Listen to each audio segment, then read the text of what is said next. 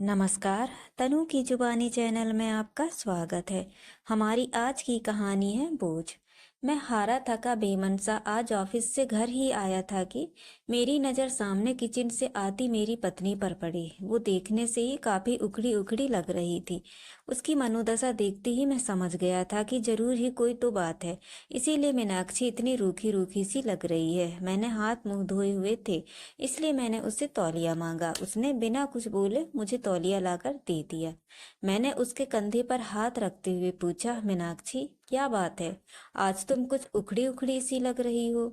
तो उसने मुझे खा जाने वाली नजरों से देखा और भड़कते हुए बोली, आपको क्या है, फिर चाहे बेटी ट्यूशन से फीस ना देने की वजह से बेइज्जत करके भगा दी जाए, या फिर बेटे पर स्कूल ड्रेस के जूते ना होने की वजह से उसके स्कूल की फुटबॉल टीम में खिलाने से मना कर दिया जाए, आपको क्या। आपको तो बस सुबह 9 बजे जाने और शाम को 8 बजे आने, फिर चद्दर तान के सो जाने के अलावा एक पल की भी चिंता नहीं है, और ना मेरा कोई ख्याल।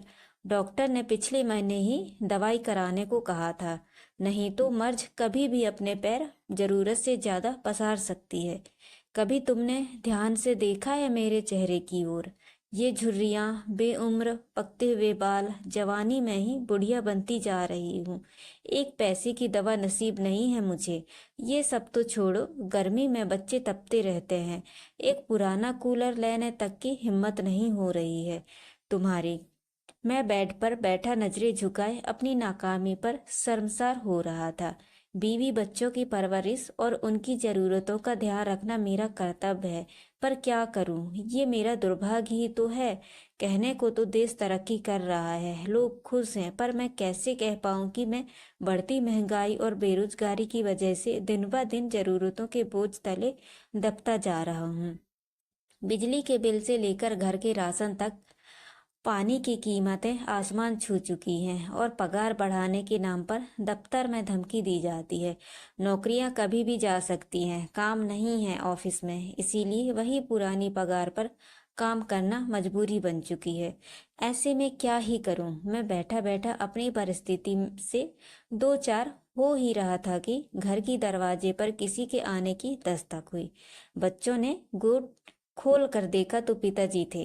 अपने दादाजी को देख के बच्चे तो खुशी से उछल गए, लेकिन मेरी सांसें तेज हो गई। पत्नी ने फिर से मेरी तरफ ऐसे देखा जैसे मानो वो कह रही हो, अपना पेट पालने के लिए तो अपनी आतें और गुर्तें गिरवी रखने के दिन आ गए हैं। अब ऐसे में पिताजी अचानक आए हैं तो जरूर ही कोई आर्थिक समस्या को लेकर ही आए होंगे। मैंने भी नजरें चुराते हुए एक बार मीनाक्षी की ओर देखा, पर कुछ कह पाने की स्थिति में नहीं था। इसीलिए जल्दी से उठ के पिताजी के पास गया और नजरें चुराते हुए उनके चरण स्पर्श कर उन्हें बैठने को कहा। मीनाक्षी ने भी उन्हें चरण वंदन किया और खाना खाने के लिए कहते हुए किचन में चली गई। अब मैं और भी अकेला महसूस कर रहा था। मीनाक्षी तो मुंह छिपा के किचन में जा चुकी थी। मुझे डर था पापा कहीं पैसे की कोई बात ना कर दे, इसीलिए मैं जल्दी से जल्दी बच्चों को बुला के उनके पास किया और खुद वापस कमरे में चला गया। पिताजी भी मुझे जाते हुए देख रहे थे। मैं किचन में आया तो मीनाक्षी ने कहा, पिताजी जरूर ही किसी आर्थिक मदद की आस करके आए होंगे। ऐसे में इन्हें हम ही याद आते हैं। बड़े वाले भाई साहब को कोई याद नहीं करता, देने के नाम पर उनका नंबर आता है, और जब कोई ज़रूरत हो तो सब लोग हमारे यहाँ आ जाते हैं। वैसे तो ये सब मीनाक्षी कभी नहीं बोलती, पर इस बार उसके घर की तंगी इस लेवल पर थी कि उसे मरने के लिए अगर जहर खरीदना हो तो उसके लिए भी पैसे का इंतजाम ना के बराबर ही था। एक तरफ मीनाक्षी लगातार मुझे बोले जा रही थी, और दूसरी ओर मैं था जो कुछ पाने के समर्थ नहीं था। अंततः मैंने मीनाक्षी को चुप रहने के लिए कहा, तुम शांत हो जाओ, कुछ भी करके कल मैं तुम्हारी दवाई और बच्चों की जरूरत का सामान ला दूंगा, पर अभी के लिए पिताजी का मान रखो। उनके सामने घर में कलेश करने का मतलब उनकी मान मर्यादा के खिलाफ है। मीनाक्षी समझदार थी, पर उस पर आर्थिक तंगी का बुखार चढ़ा हुआ था, इसीलिए वो बेकाबू थी। कहाँ से लाओगे, भीख मांग के या फिर खुद को गिरवी रख के? ये मेरा काम है, क्या करूँगा क्या नहीं तुम बस अभी भगवान के लिए शांत हो जाओ। अब मीनाक्षी शांत हो गई। वो खाना लेकर टेबल पर लगा देती है। अब पापा और बच्चों सहित एक साथ खाना खाने लगते हैं। खाना खाते टाइम पापा ने एकाएक मेरी ओर देखा और पास बैठने को कहा। मेरी सांसें और दिल दोनों ही तेज हो गया। कहीं पिताजी कोई मांग ना कर दे, क्योंकि मेरे पास अभी देने के नाम पर केवल वक्त ही था। उसके अलावा मैं जुबान भी नहीं दे सकता था। पिताजी बोले, देखो, अभी काम जोरों से चल रहा है, खेती का काम बहुत है, इसीलिए अभी की ही गाड़ी से वापस जाना पड़ेगा। मैं यहाँ रुक नहीं सकता हूँ। तुम्हारी माँ बहुत चिंता कर रही थी। पिछले कुछ महीनों से तुम फोन और बात बहुत कम कर रहे हो, और ऐसा तुम तभी करते हो जब तुम किसी परेशानी में होते हो। ये तुम्हारी बचपन की आदत है। इसीलिए माँ के जोर और मुझे मुन्ना और मुन्नी की याद सता रही थी, इसीलिए मैं आ गया। यहाँ तक तो ठीक था। अब मैं आवाग बैठा था कि अब पापा क्या कहने वाले हैं। मैंने एक नज़र मीनाक्षी को देखा तो वो किचन की चौखट पकड़े पापा की आड़ किए हुए खड़ी थी, और पापा आगे क्या कहने वाले हैं जानने के लिए उत्सुक हो रही थी।